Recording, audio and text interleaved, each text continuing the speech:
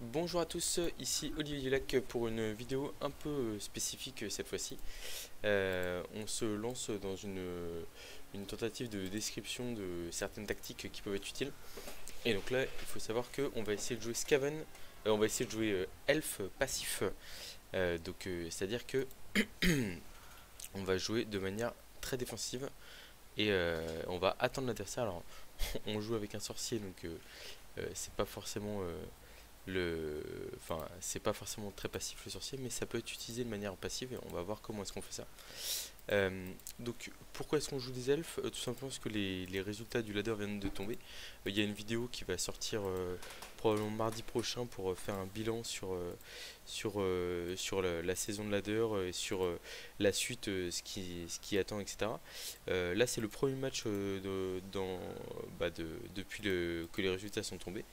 Et donc il se trouve que on est plutôt, on a réussi à se qualifier, mais ça on en reparlera dans la prochaine vidéo, et surtout de la suite.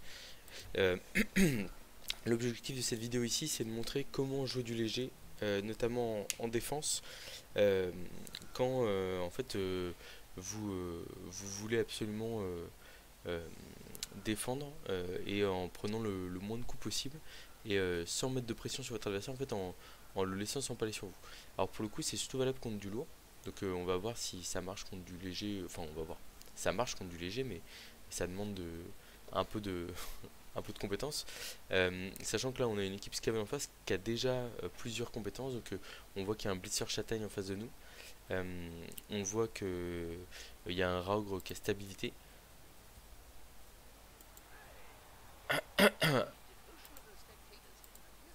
Alors on a eu la chance sur le rebond parce qu'on a cliqué au moment du coup d'envoi. Donc la balle rebondit hors du terrain, mais enfin la balle rebondit dans le terrain, mais ça s'est pas joué à grand chose. Voilà. Donc on va voir en fait comment est-ce qu'on joue bien des elfes ou des skaven, notamment en défense. En fait l'idée c'est très simple, c'est de jeter, enfin de laisser à l'adversaire le moins de blocage possible. Donc on va faire ce qui s'appelle la technique du rideau. Et puis bon, on va voir si l'équipe s'en sort ou pas. Mais en fait, c'est une technique où vous attendez l'adversaire, vous le laissez s'empaler sur vous, et derrière, bon, en fait, vous venez le sanctionner au moment où lui est obligé de prendre des gros risques pour passer. Donc il a fait 3 pots sur la losse, mais pour l'instant il y en a 2 où ça n'a rien donné. Donc on va essayer de s'accrocher. Aïe, bon, ça va, ça tient. On a pris 2 Budweiser pour faire revenir les KO plus facilement. Parce qu'on n'a pas d'apothicaire. Comme l'équipe est toute neuve, on se dit que si un de nos joueurs meurt, bah, c'est pas dramatique comme d'habitude. Hein, c'est un début de saison, donc il n'y a pas de souci par rapport à ça. Il protège son ogre. Il a des compétences plutôt pas mal, hein. Lutte sur un coureur d'égout, bloc sur un autre, châtaigne sur un blitzer. C'est des compétences qu'on aime bien voir chez les Skaven. Donc autant dire que je suis plutôt impatient de jouer ce match. Et lui-même fait un rideau offensif. Donc il protège son ballon. Parce que je pense qu'il est inquiet de ce qu'on peut faire en matière d'infiltration. Alors, il rate le ramassage. Il le rate avec la relance. Mais il arrive à l'attraper sur un 3 quarts Skaven. Voilà. Donc là, ce qu'on va faire, c'est que quand on joue défensif comme ça, on veut limiter au maximum les blocs. Par contre, bah, si on a l'occasion, par exemple, là d'aller coller ce porteur de balle, on va le faire clairement. On va forcer l'adversaire à acheter des dés. Voilà. Et puis comme c'est un 3 quarts qui a la balle, en fait, c'est très embêtant pour lui. C'est-à-dire qu'il ne peut pas le gérer comme il veut. Mais ce qui compte ici le plus, c'est de faire ce fameux rideau, en fait, qui va forcer l'adversaire à acheter pas mal de dés. Enfin, en gros, il va être obligé de venir se coller. Et notamment, par exemple, le Raugre. Quand on a un Raugre, aller coller des joueurs. En fait, là, ce qu'il faut voir, c'est que son Raugre ne peut pas blitzer sans, sans comment, sans venir rester collé à un joueur derrière. Et ça, c'est une excellente nouvelle pour nous. Ouais, ce qui va 3+, on y arrive. Par contre, là, notre 3 quarts qui est au milieu de 4 joueurs, il va rester tranquillement ici. C'est une tactique qui a plusieurs mérites.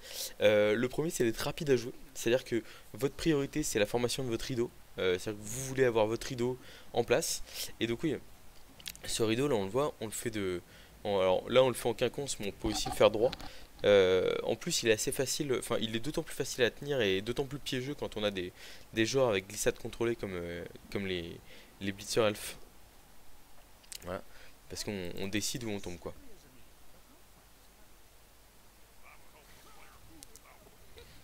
Bon, on a bien fait de mettre des Budweiser dans l'équipe.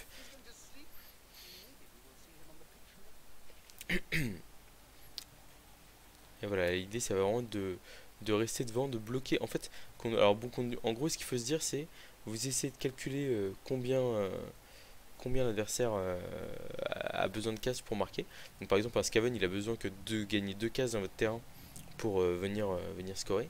Et en fait, vous allez faire un rideau et essayer de ne pas perdre ces 2 cases là de terrain pour en fait que l'adversaire, tour 7, il soit obligé de s'en aller un peu dans la pampa, de prendre des risques pour réussir à faire son action. Donc il fait une transmission à son coureur d'égout, c'est logique. Il a réussi.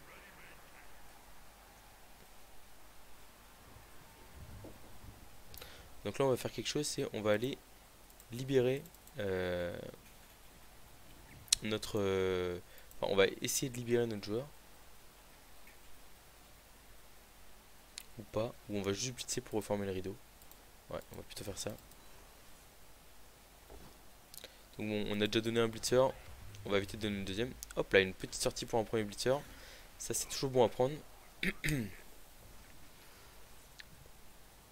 Voilà.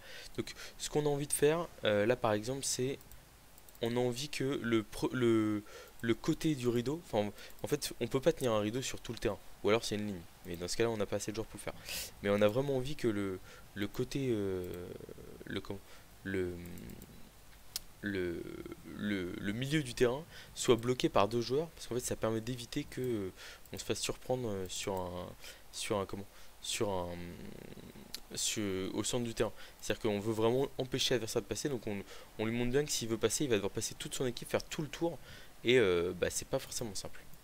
Donc on a joué lui, on va aller ici.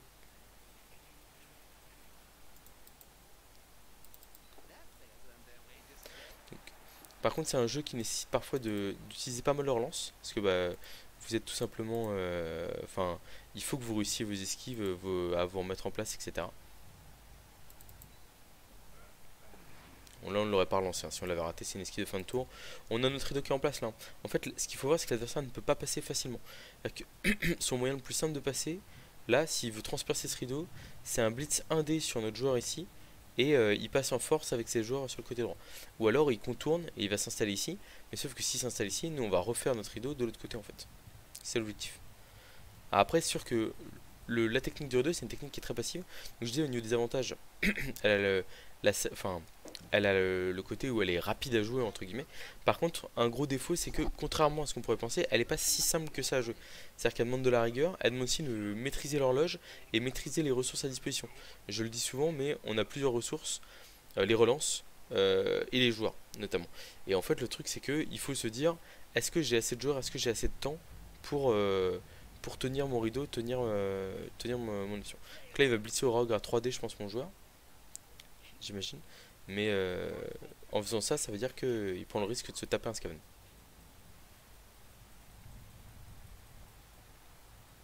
Puis après, des fois, il faut savoir lâcher le rideau si par exemple on a une opportunité d'aller taper le porteur de balle, quelque chose comme ça.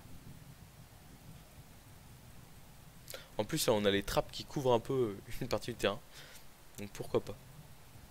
On voit d'ailleurs le joueur, il s'infiltre. Il arrive à avoir un pot à 3D. Ça va, ça tient, ça tient. Donc le rogue, on peut difficilement le taper actuellement. Ça, c'est un problème.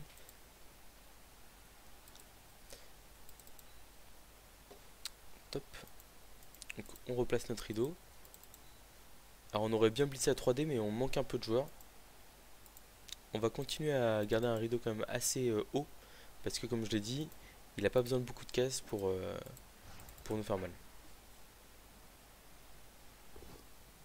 Il y a un pot, parfait. On va suivre au contact de l'autre coureur. Il est plutôt en forme ce blitzer, hein. Et ben il fait un KO en plus, hein.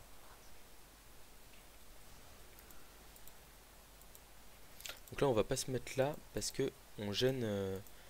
En fait on veut faire une esquive de plus en fin de tour pour se replacer. Et donc on peut pas la faire dans la situation actuelle. Clac.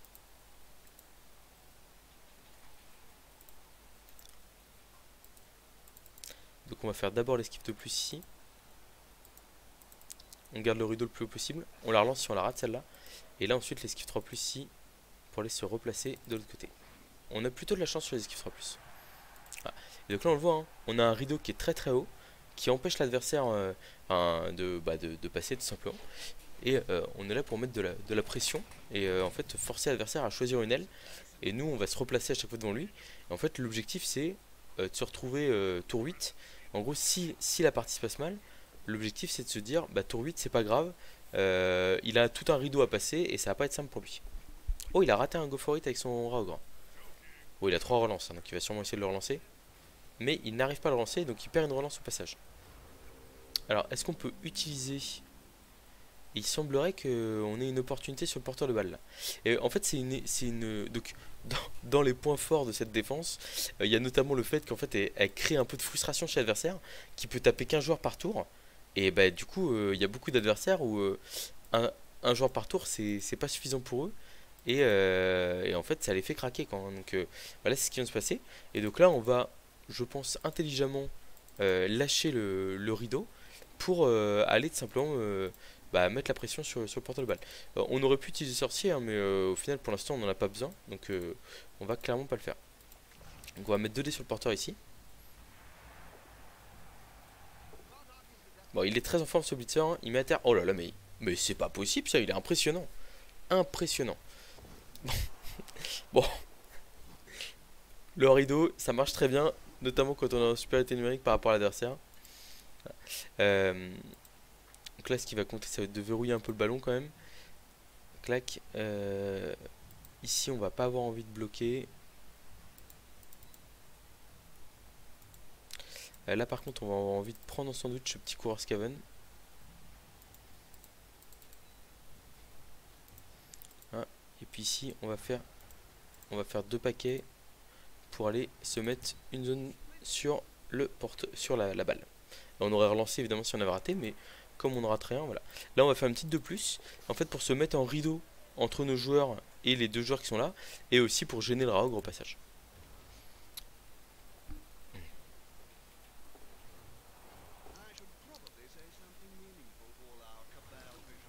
Donc il a blitzé au Raogre. Je sais pas ce qu'il va tenter pour jouer la balle. Mais voilà, donc vraiment une technique un peu passive, le double rideau. Mais en fait, comme je vous dis, qui frustre l'adversaire. Et en fait, qui aussi, sur certains adversaires. Enfin, donc il y a des adversaires qui peuvent être frustrés et faire une erreur parce qu'il y a le rideau qui les gêne justement. Mais ce qu'il faut voir, c'est qu'il y a aussi le cas où il y a l'adversaire qui ne prend pas de risque. Et du coup, qui va attendre face à votre rideau. Un blitz par tour, il n'est pas forcé de. Enfin, là on le voit, bon, on est dans un match de léger donc. Ça peut s'expliquer, mais on peut avoir le match contre du lourd où l'adversaire fait peut-être à 10 contre 10, enfin à 11 contre 9, mais au final vous arrivez à tenir votre rideau devant lui, et au final il se réveille tour 7 et il se rend compte qu'il est très loin de pouvoir être en position de marquer. Et en fait, l'intérêt d'avoir 2 joueurs qui se suivent comme ça, c'est qu'en gros, vous êtes très résistant. Enfin, c'est-à-dire que l'adversaire vous blitz, mais après il faut qu'il traverse à coup d'esquive pour aller ramasser le ballon quoi. Donc enfin pour aller transpercer votre rideau et aller se mettre en position de marquer. Donc c'est vraiment pas facile. Donc on voit que l'adversaire met aussi des zones sur la balle. Est-ce qu'on veut faire un sorcier là ou pas? S'il met son joueur là, on va avoir envie de faire un sorcier je pense hein. Ou peut-être pas.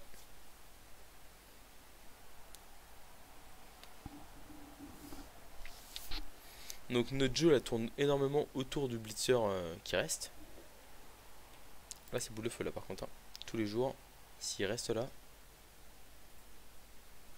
ça nous permettra d'y voir plus clair sur ce qui se passe.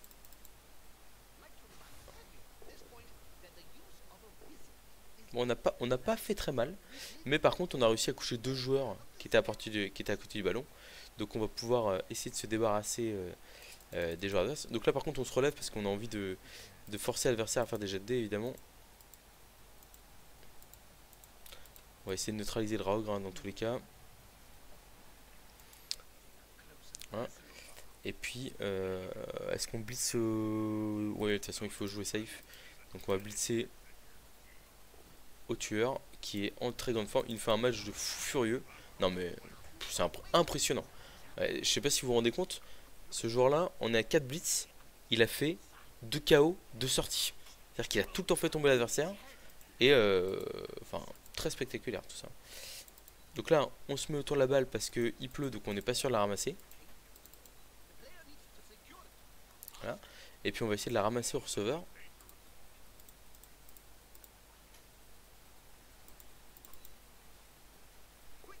C'est facile. Ah, et là on va même pouvoir se permettre un petit blocage supplémentaire avec un de nos joueurs. Donc là si on bloque ici, en fait on libère un de nos joueurs derrière. C'est pas mal. On va suivre bien sûr.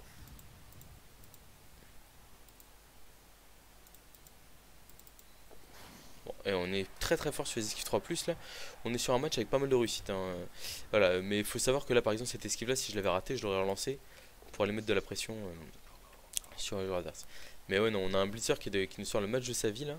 Donc ça c'est très bien joué de sa part parce qu'il libère le rogue. Après il n'y a pas le chemin pour aller taper le porteur de balle. Donc ouais, il veut juste aller se coller à nous. Ce qui peut se comprendre. Bon, ça tient, ça tient. En plus, on rappelle qu'on a pris 2 Budweiser, donc ça veut dire que les KO peuvent revenir très facilement chez nous. Par contre, on a utilisé notre sorcier, quoi, donc là-dessus, on est à poil. Voilà. Mais en fait, on voit vraiment, c'est.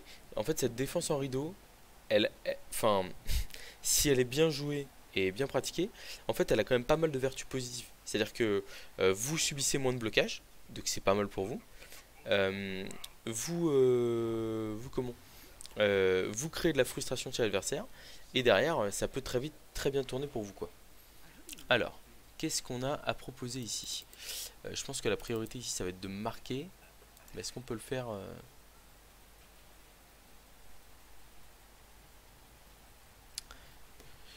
on pourrait aller blitzer par derrière et avoir une esquive 2+, ça me paraît pas mal quand même.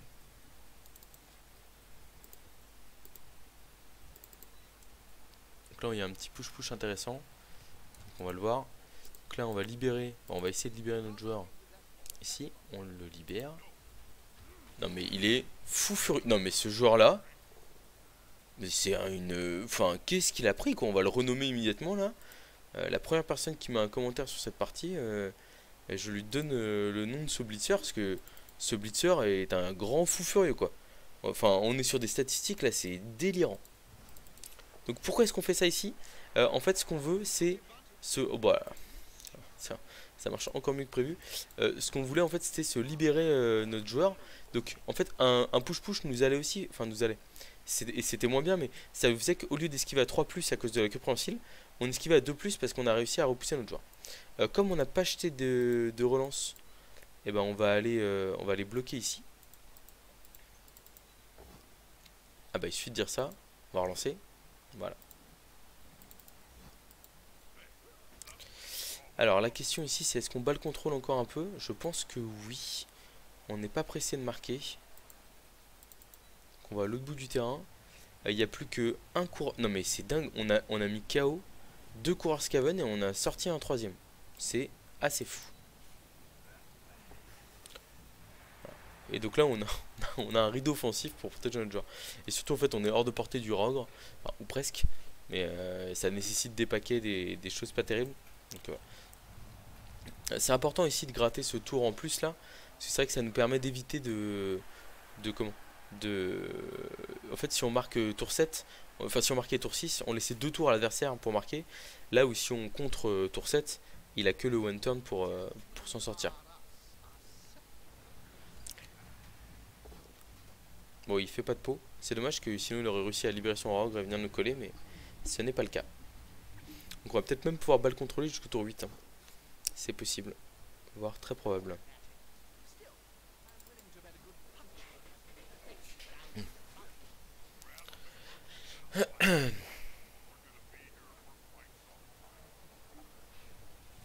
Ouais, je pense qu'on va faire un bon vieux rideau tour 7 là. Très classique mais très efficace.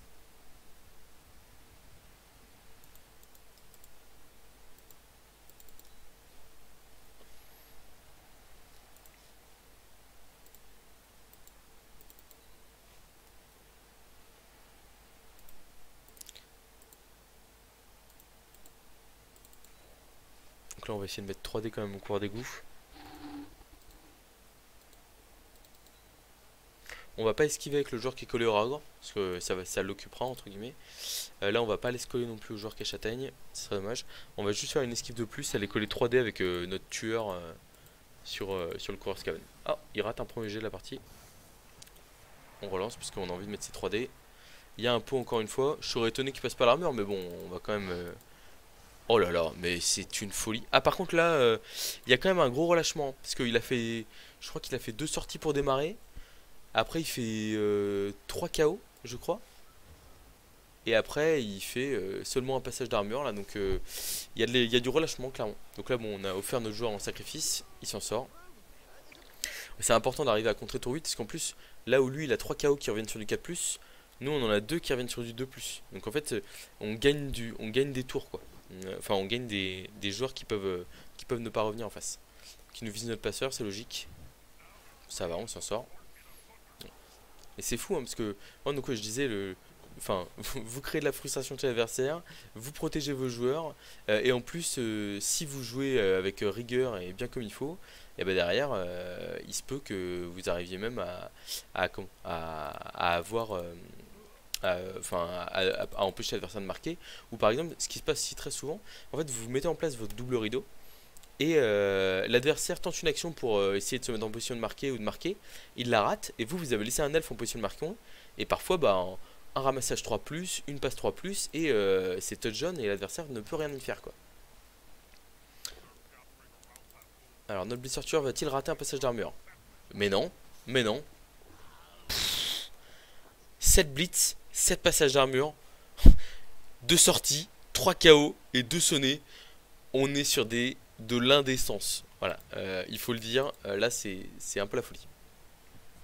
Je me dis, il va bien réussir à faire sa 3ème sortie dans le match, quoi. Et donc, ça a payé notre raisonnement parce que on a.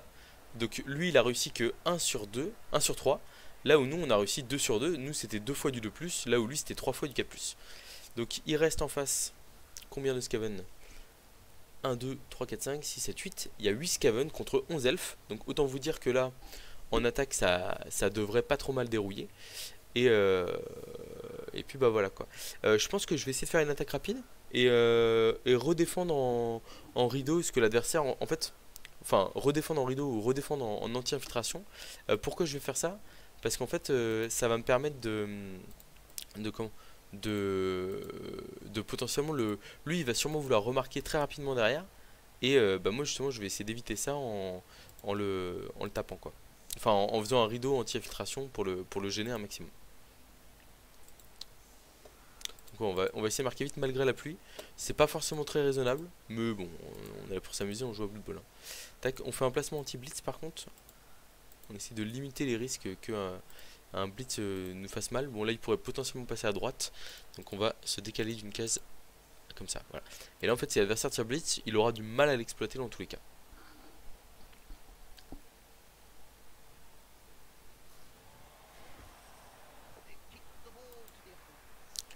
Ah bah, on peut pas temporiser, voilà, donc ça c'est réglé. Clac, on avance, on protège la balle. Contre du léger, on veut sous. Bah, où est passé? Ah, il a eu la balle directement. J'avais pas compris. Ok, et bah du coup on va lui faire une petite cage autour de lui. Ouais, ok. Et puis bah voilà. Ah, j'ai mis du temps à capter.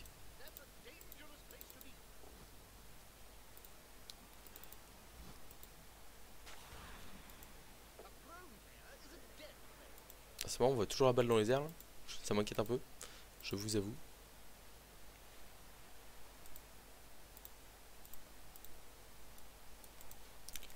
Du coup on va bloquer ici le blitzer pour essayer de libérer un de nos joueurs supplémentaires. Donc c'est ce joueur là qui a fait cette passage d'armure. On a 8 passages d'armure, tout va bien. Un petit KO supplémentaire, il reprend la forme. J'étais un peu inquiet pour lui, je vous avoue. Bon, ce joueur là est absolument terrible. Alors ici on a un go for it à faire d'abord pour comment, pour sécuriser la cage et empêcher quiconque de rentrer. Et puis bah après on va aller coller les joueurs adverses qui n'ont pas beaucoup d'importance.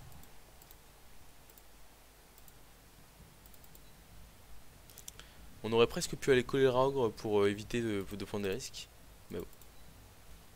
Parce que là, le Raogre, je pense qu'il va foncer dans la cage et il va se coller à notre joueur, hein, ça serait logique. Bon, là, on n'aurait pas relancé si c'était passé quoi que ce soit. Alors, le ballon ne disparaît pas, ça m'inquiète. Il est là, regardez, il est en train de tourner. Mais bon, on va dire que j'ai pas vu. Alors, il aurait fallu que je regarde. On va vérifier tout de suite. Voilà, réception. Donc, oui, il a bien rattrapé le ballon en plein vol, hein.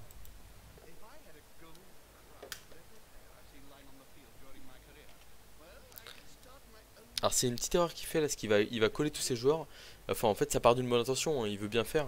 Sauf que le problème c'est que là, il nous offre un peu comme on l'a fait en première mi-temps, une option de push-push pour libérer notre joueur du Rogre. Et en fait avoir probablement une esquive de plus, voire même pas d'esquive du tout, alors que il aurait pu bien nous embêter. Enfin on va voir comment il va finir son tour, mais là quand on colle... En fait moi quand je colle mon Rogre à l'adversaire, en règle générale ce que je fais c'est que je le colle en coin. C'est-à-dire que c'est le coin saillant et à côté de ça je mets des joueurs à côté pour le protéger et l'empêcher de se faire taper. Mais j'évite de coller deux joueurs au porteur de balle parce que sinon ça peut être surprenant pour l'adversaire. Bon il tente de... Il joue son all-in, hein, c'est normal. Donc ça c'est plutôt bien joué de sa part.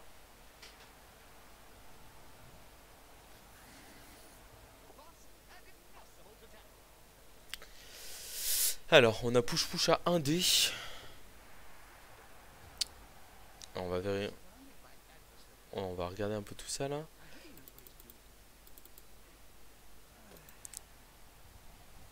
Parce qu'on est un peu gêné par les joueurs adverses.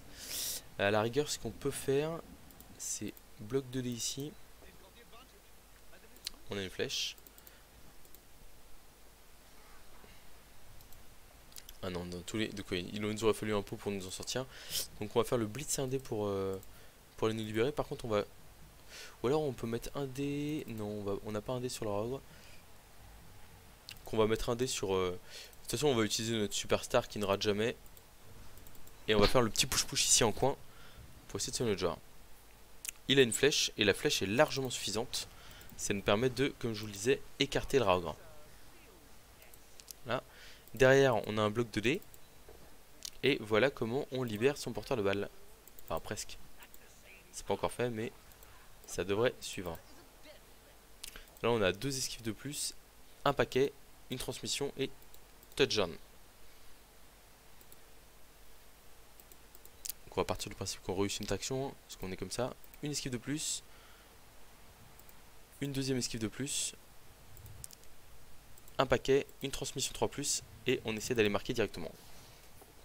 On a réussi une 2+, la transmission 3+, c'est parti. Il utilise réception et il arrive avec réception à réceptionner le ballon. Et donc on marque. Ah bah, voilà. L'adversaire a concédé. C'est dommage, on aurait bien aimé montrer un peu de rideau. Je sais pas combien de temps. On est à 28 minutes, donc on va essayer de relancer un match rapidement. Alors on va voir si on a des compétences à prendre ou pas.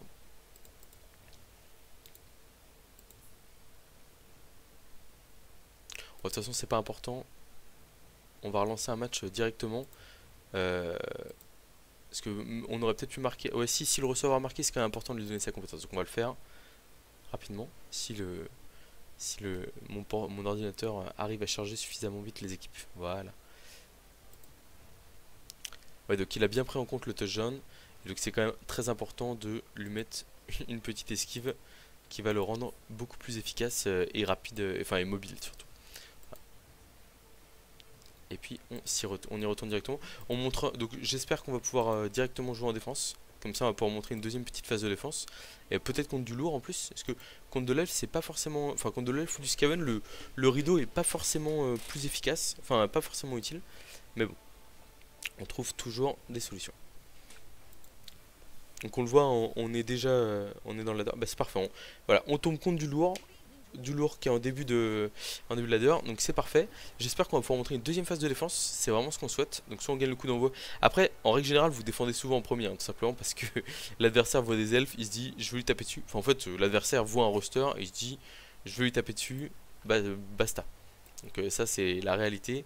On a un Rauk sans rien, tac tac tac, que des joueurs niveau 1 apparemment. Ok, bon bah voilà, bah, que des joueurs niveau 1 contre que des joueurs niveau 1 chez nous, sauf notre elfe qui est niveau 2.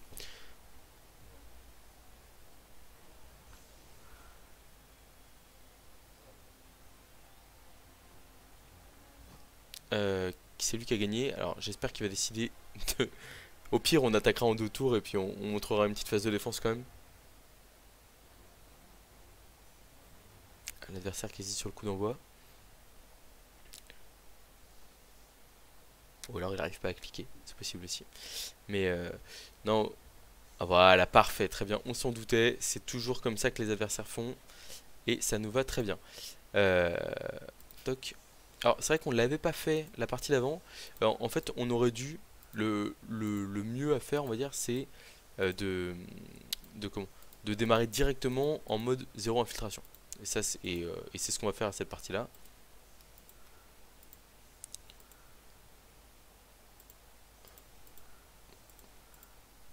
Voilà, et là comme ça en fait vous avez un, en gros ce qu'il faudrait pour que l'adversaire arrive à nous passer, c'est en fait il faudrait qu'il explose toute la losse, par exemple en la tapant sur le côté droit, qui blitz celui-là et qui s'infiltre ici.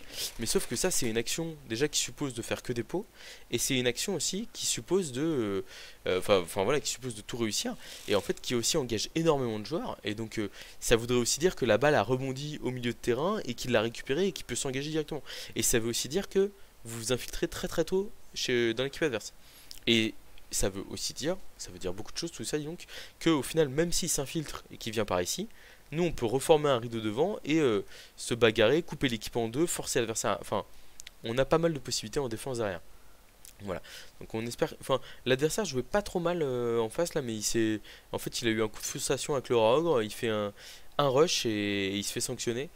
C'est un peu rude, mais et puis en plus on a eu un blitzer qui était en très très très grande forme, hein. Euh, tac, c'est lui. Il y a une blitzer à 4 points d'expérience. Donc je le rappelle, hein, la personne qui commentera en premier cette vidéo gagnera son nom en tant que blitzer titulaire et monstrueux. Enfin, on le rappelle, hein, 9 blocages, 9 adversaires mis au sol et 8 passages d'armure pour 3 KO, 3 stuns et 2 sorties. Autant dire que on est face à un expert. Donc on envoie la balle en plein milieu, cette fois-ci on se trompe pas. Kick profond, c'est parfait, ça nous avance. Une petite prière de Nuffle, encore des trappes très très, tiens. Voilà, et donc là l'idée c'est former un rideau. Alors d'habitude le rideau on peut vraiment le faire proprement, c'est à dire que on met deux joueurs en colonne comme ça, espacés par deux cases. Sauf que quand il y a un frénésie en face, comme c'était le cas avant et comme c'est encore le cas ici, et ben le problème c'est que on peut rien faire parce que enfin on a le risque de se faire mettre dans le public. L'adversaire qui démarre par un bloc un peu suspect à 2 dés d'ogre, donc on va voir s'il continue comme ça ou pas. Là il devrait au moins faire un bloc 2D d'un de ses 3 quarts pour après avoir 3 decks leur ogre. On va voir ce qu'il fait. Bon voilà, les elfes ça sort, hein, ça on le sait bien. Une petite commotion, rien de grave. C'est vrai qu'on n'a pas de quoi faire revenir nos elfes si facilement que ça cette partie là.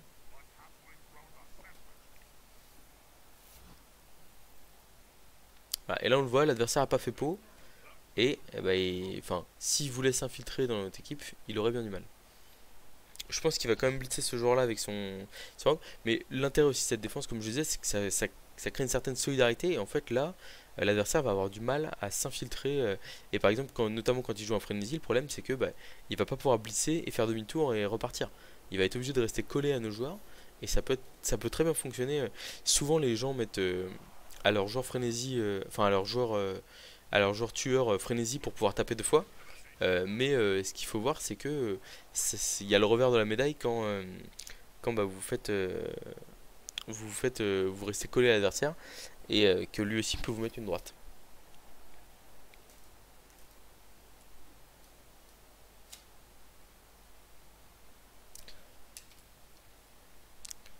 L'adversaire qui a l'air un petit peu lent. Il va peut-être faire une transmission à l'elfe. Ou alors il va cager très profond, je sais pas. Ou il veut porter la balle au Skaven. Non, ouais. il veut faire une passe. Bon, ouais, ça c'est... Alors, c'est pareil, j'ai envie de dire, mais je vais continuer quand même à... parce que pour le coup, même si là, on voit des plays chez l'adversaire qui nous font nous demander un peu ce qui se passe, en fait, ce qu'il faut voir, c'est que, par exemple, contre un joueur que... Enfin, où vous êtes devant lui, à il tente des passes et tout, là, il fait des... ouais, il vient d'utiliser 2 relances sur un tour pour marquer un point d'XP. Si vous voulez mon avis, c'est un peu riche. C'est un peu risqué. Alors regarde, ce qu'on peut faire, c'est faire un rideau chez lui, ce qui est plutôt pas mal aussi. Et bah c'est ce qu'on va faire d'ailleurs. Donc le rideau, c'est vous qui décidez où vous le placez. Et c'est à dire que là par exemple, on va le faire carrément chez lui. Alors où est-ce qu'on va blitzer? Je pense que du coup on va blitzer son joueur qui est là.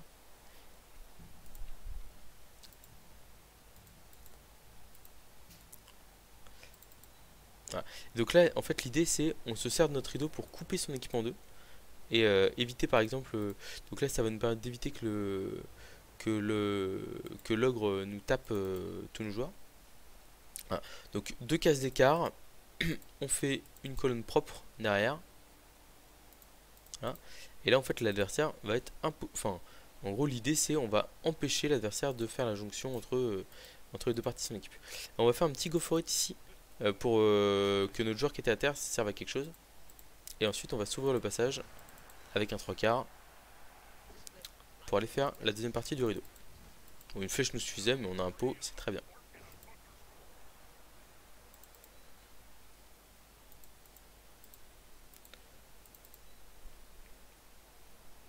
Ah, et donc là on le voit. Donc c'est vraiment la défense, enfin c'est la défense la plus connue, on va dire, quand on joue léger. Ce fameux double rideau. Il faut l'esquive 3 plus si on la rate. On aurait peut-être envie de la relancer pour mettre plus de pression sur l'adversaire, mais on va pas le faire.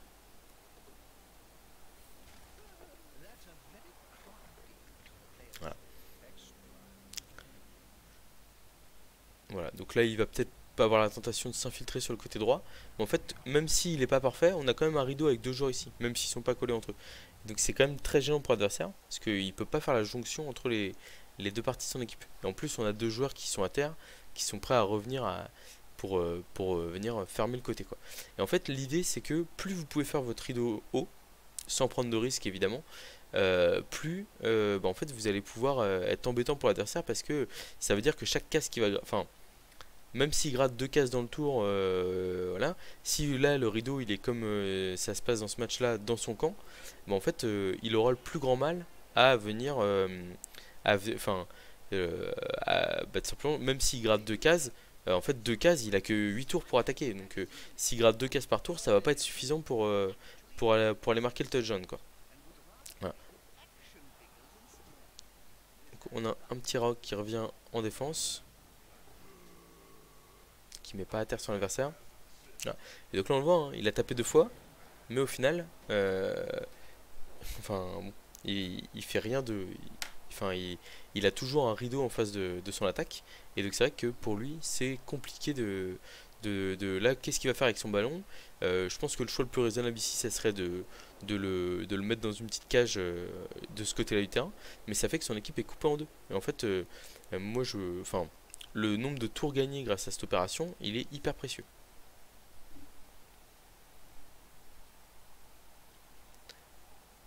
Donc, ouais, donc là, il fait le choix d'aller au contact un peu de partout. Bon, je pense que si on compte cet adversaire, on va pas, on va couper là la défense. Mais en gros, l'idée, c'est le rideau, mais, enfin, que ce soit utilisé contre des bons ou contre des joueurs plus moyens. En fait, c'est une tactique qui marche quasiment tout le temps, qui vous permet, comme je le disais, d'éviter de vous faire taper. Là, on voit, hein, on a laissé un blitz à l'adversaire dans son tour. C'est extrêmement peu. Et au final, bah, derrière, ça fait que comme vous ne faites pas beaucoup taper, votre équipe survit bien. Donc pour monter dans le ladder, c'est pas mal. En fait, c'est une technique qui est toujours pas mal. Alors par contre, il faut pas attendre d'être à -3, -4 pour se mettre à faire un double rideau, quoi. Parce que ça ne sert à rien. Je crois qu'il tente une passe là. Bon, ok. On va arrêter là. Là. Mais j'aurais bien aimé dire que c'est le rideau qui l'a fait paniquer. Mais comme il a claqué 2 relances sur le tour 1, malheureusement, je peux pas trop me défendre derrière ça. Donc on va arrêter là, mais vraiment là on le voit, sur le tour d'avant on a laissé un seul tour à l'adversaire pour enfin un seul bloc à l'adversaire. Enfin c'est des choses qui sont extrêmement bonnes hein, quand on est en défense, c'est-à-dire que vous évitez de rester collé à l'adversaire et puis comme ça vous prenez moins de coups et derrière bah vous avez plus de chances de gagner le match hein, littéralement. Voilà, je pense que je vais couper là. J'espère vous avoir démontré un peu l'utilité du rideau, ou comment le jouer en tout cas, et surtout les avantages, les gros avantages qu'a cette stratégie. Moi je suis un joueur qui est très agressif, donc en règle générale j'aime bien surprendre un peu l'adversaire, mais des fois jouer un peu en rideau, ça met l'adversaire dans un mood un peu passif, et quand vous allez après passer la marche avant, parce que vous avez un sorcier, parce que l'adversaire a raté quelque chose ou quoi que ce soit, bah ça aussi ça casse le tempo du match et c'est parfois très surprenant. Donc voilà. Donc je rappelle que le premier commentaire de cette vidéo aura droit de porter le nom du Blitzer qui nous aura fait un match absolument exceptionnel, on le répète. Et puis je vous dis à très bientôt pour de nouvelles vidéos et j'espère que vous aurez apprécié ce petit focus tactique sur une stratégie qui est très connue et qui pour le coup n'a jamais trop déçu. Bien que, je vais quand même dire un petit point négatif avant de couper la vidéo, il faut se rappeler qu'on est à l'ère du multi-reroll et donc que parfois vous faites un double rideau très joli pendant 6 tours, mais en fait si l'adversaire derrière il claque 3 relances pour passer votre rideau sur l'aile ou quelque chose comme ça, bah, en fait ça marche un peu moins bien qu'avant. Enfin, ça peut marcher un peu moins bien qu'avant. Parce qu'à l'ère où il y avait une seule relance par tour, c'était pas forcément simple. Et l'autre chose qui est importante aussi, c'est que. Non, je sais plus ce que je voulais dire sur le multi-relance. Bon, c'est pas très important dans ce cas-là. Mais voilà. Donc, merci à tous d'avoir regardé la vidéo. J'espère que ça vous a intéressé ce petit focus tactique. On essaiera de le reproduire sur d'autres équipes. Voilà, ça peut. Enfin, on essaiera, je pense qu'on le remettra en pratique de toute façon dans d'autres circonstances. Et puis, bah, je vous dis à très bientôt. On est quasiment 300 sur la chaîne au moment où je tourne cette vidéo. Enfin, on y arrive tout doucement. Et donc, merci à tous pour ce soutien très important et très sympathique. Ça me donne envie de continuer à tourner à 4 vidéos par semaine comme je le fais actuellement. Voilà, à très bientôt pour de nouvelles aventures.